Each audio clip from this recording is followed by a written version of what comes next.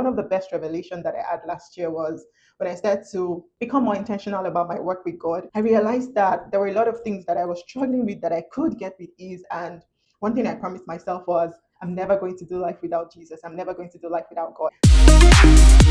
Hi, and welcome back to my channel. My name is Ayomide, and that means my joy has come. I bring you loads of joy on this channel. I talk about faith, growth, and how to live an awesome lifestyle, and also how to become the best version of yourself by being intentional. Let's have a real conversation today.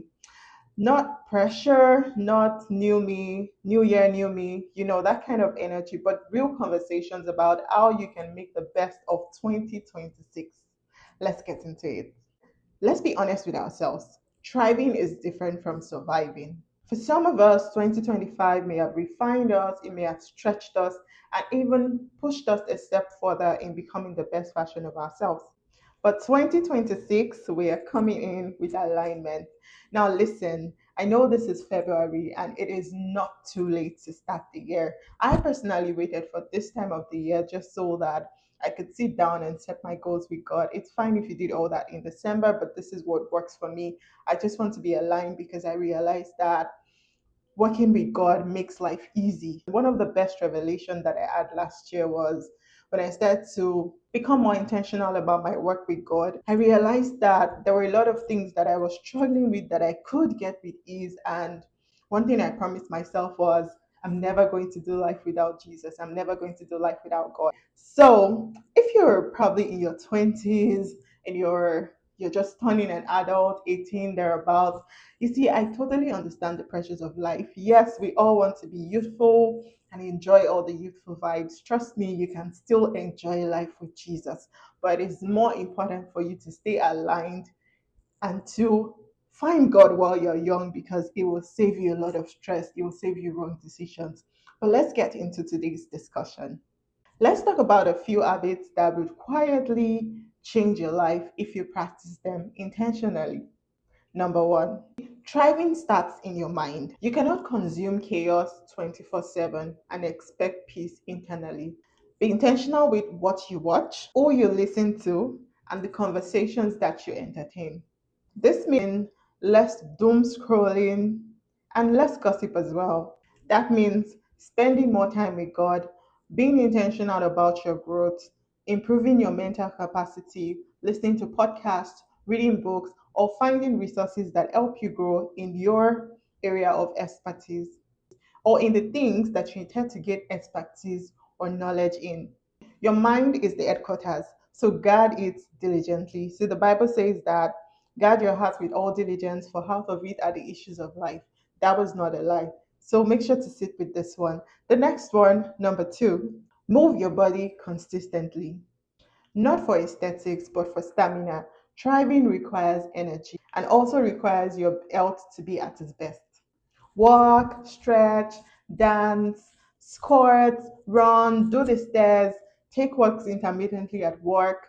If you're if you feel like you get stuck at your desk, set reminders on your smartwatch to stand up and walk around or get a very big bottle of water and make sure that you keep taking that throughout the day. At least that helps you with your trip to the restroom, and then you see somehow you still get your steps in. You don't need a perfect routine, you need consistency. Slowly, and you get there. 5 minutes a day to 10 minutes a day to 20 minutes and to just the right time that you want it to be. The future that you want requires your strength and not burnout. Number three, have personal CEO meetings. What do I mean? Catch up with yourself weekly. At the start of the week, have a plan, document your plan for the week. One thing that does for you is that it helps you not to entertain anything that doesn't add value to you. At the start of the week, have a planner, plan your week, plan your time, and at the end of the week, reassess that and see what goals you've been able to meet, what habits you've been able to manage or keep to consistently, and what things that you can cut down on and things that you can improve on. Ask yourself, what worked this week? What drains me? What needs more alignment? You see, even companies have quarterly meetings and monthly meetings, but as individuals in 2026, you cannot afford to wing it. You need to be consistent and intentional. The next one, number four, choose your circle carefully. Not everyone can go with you to where you want to be. You see, at this point in your life, you might need to drop off a few persons in your circle who are not exactly aligned to the vision or the person that you want to become or are becoming. Ask yourself, do my friends challenge me? Do they celebrate me? Do they correct me with love? Do they tell me the truth? In summary, this is hard, but audit your circle. Number five, build one habit in 2026 and be intentional about it. It could be communication, content creation, leadership, data analysis, anything whatsoever. Could be taking a course that makes sure that you build a skill in 2026. Depth builds confidence, and confidence creates opportunities. Don't be an average person this year. Be the go to person in the room. When they talk about data analytics, yes, you're there. When they talk about catering, baking, when they talk about makeup, when they talk about anything in your field, make sure that you're the one person that everyone's mind goes to first because you have that knowledge and you have developed yourself. Now, let me say this to you that along the way, it might get tough. You might feel like you're failing, but just know that you're failing forward because the failures from today end up becoming lessons that help you to become a better version of yourself and to do things better. The next one, rest intentionally. Rest is not laziness, it's a strategy because you need your energy to be renewed. You need your mind to be renewed for you to reassess your decisions and for you to make the best decisions. Even God rested. Don't wait till you're experiencing burnout to rest. Rest helps you to keep your energy going daily. And finally, this one drives everything. Keep the promises that you make to yourself. This is a quiet game changer. I will wake up at 6 a.m., set that alarm to 6 a.m., and wake up by 6 a.m. No procrastinating. Confidence is built when you trust yourself. When you say, I will wake up by 6 a.m., do it.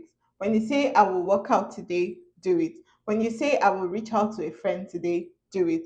When you say, I will apply for the job today, do it. This year is not about dramatic reinvention, it's about being true to yourself. Let me say this as I wrap up.